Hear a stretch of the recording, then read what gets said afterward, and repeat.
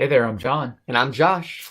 We're talking about college football in 2019 season. Looking at the Week 10 results, one thing to note, college football playoff polls are going to be coming out for the first time this Tuesday. Yeah, that's exciting. We'll get to actually see who stands where in terms of strength of schedule and just overall performance in the eyes of the College Football Playoff Committee. Because right now we have 5 teams in the top 5 who are all undefeated. Yeah. What you do with that, I don't know. I guess it'll be interesting to see. Well, it'll be interesting, but of course, you know, those teams will not all be undefeated in the very near future. So things are going to change very quickly. That's very true. Yeah. A couple undefeated teams that were sort of on the periphery have now been defeated. Yeah, and it's actually the 2 remaining group of 5 teams who were previously undefeated. Yeah. So App State and SMU lose this week. App State, they just got stunned. It was I don't know. I guess they kind of got exposed a little bit. Yeah. How do you lose at Georgia Southern, right? I don't know. Come on. That, and then SMU was actually predicted to lose. And we're going to talk about SMU in just a minute, but so they lose as well. Ahead of it. All right, so then you have Virginia Tech. They went to number 16 out in South Bend, played Notre Dame. Wow. Okay, Virginia Tech had this game in the bag. They really did. They looked, not necessarily offensively, they didn't look too great, but they're looking more and more competent every single game they're playing so far this season. Yeah. They only had 2 losses before this game. 5-2, not bad. Now they're 5-3. They're going to get a bowl game, almost 100% chance of that. They were so close to beating Notre Dame. Wow. They let them drive down at the very end. Somehow pulled it out. Yeah. Very end. Yeah. Oh, man. Very end. 21-20. Disappointing for Virginia Tech. And, yes. They had that one, but they let it slip away. Then you had the cocktail party. Georgia versus Florida at Florida, and this was a close game. Did it feel like it was close to you? When I was watching, I know 24-17, it's a 7-point game. When I was watching, I kind of felt like Georgia had control since the very beginning of the game.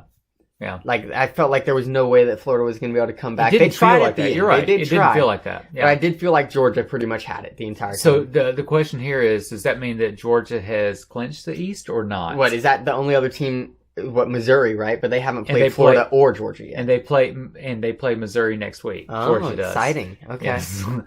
So, which I think that will definitely decide it, and I think it's a very easy decision. No, that is Point. exciting. That'll be interesting to see for sure. Yeah.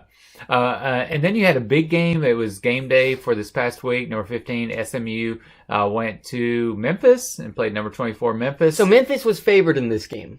Yeah. And they did win. And they won by pretty much the exact amount of points they were favored to win by. 54-48. Wow, that's a lot of points. That's a lot of points. I think, if I understand right, Cincinnati's still in the lead now, at least according to the AP polls in terms of a group of 5. But that now makes it Cincinnati, who almost lost to ECU. They won by 3 points at the very end. Memphis, and then Boise State. And then underneath Boise State is SMU. Yeah. Yeah. And right underneath them, San Diego State. You actually have more teams in the top 25 with group of 5 teams in a very long time now. And, that's a good thing. And every single team is from the AAC or Mountain West. Yeah. Because you have San Diego State, Wyoming, and Air Force all right outside the rankings. Yes. And then there's App State, I guess. But Sunbelt, who cares? They're not going to make it. Yeah, it's true. Okay. Then as far as the Pac-12 is concerned, you had Oregon was going to face USC on home turf. And it was close in the first half, I'm pretty sure. And then that's about it. Maybe first quarter. I just remember looking at one point and being like, oh, this isn't close anymore. Yeah. Wow. Yeah, so Oregon thinks they still got a chance at the playoffs. They do. Technically they do, because like you were saying, Alabama plays LSU, Penn State will have to play Ohio State, Clemson plays nobody ever. The Big 12 sort of collapsed. Yeah, so the Big 12 sort of collapsed. That opened it up Oklahoma still only has 1 loss though, right? Oklahoma just has technically they're still it's who knows what's going to happen. Technically yes, but they definitely opened the door for the Pac-12 to have a peak in there. For sure. Then when we go to the Mountain West, we talked about Boise State was going to play San Jose State. We weren't expecting much of a struggle. We know this is by far the best San Jose State team they've probably ever had. Yeah. At least to my knowledge. 52-42, and this was Boise State coming back from behind in the fourth quarter to win this one.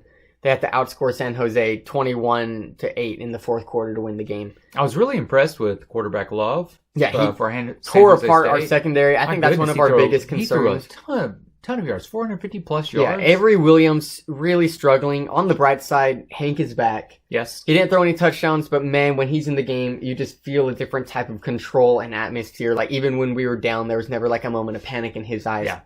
And then freshman running back George Halani for us. Wow. 4 rushing touchdowns, 126 rushing yards.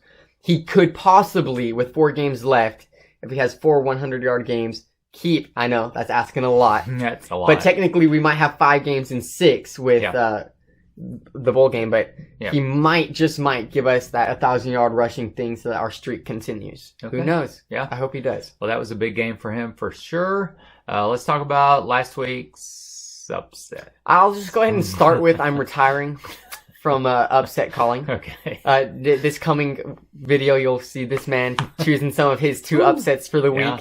See if it has any better luck. Okay. This one, I'm just, I guess, embarrassed for. Like, man, NC State, Wake Forest. Yeah.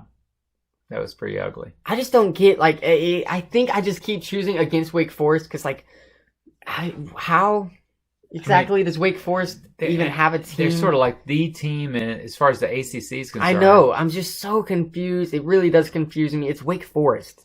Yeah. Why are they one of the best that the ACC has? Can they challenge Clemson? Have they played Clemson yet? Who's no, there? I know they have one loss, but I don't remember who it's to.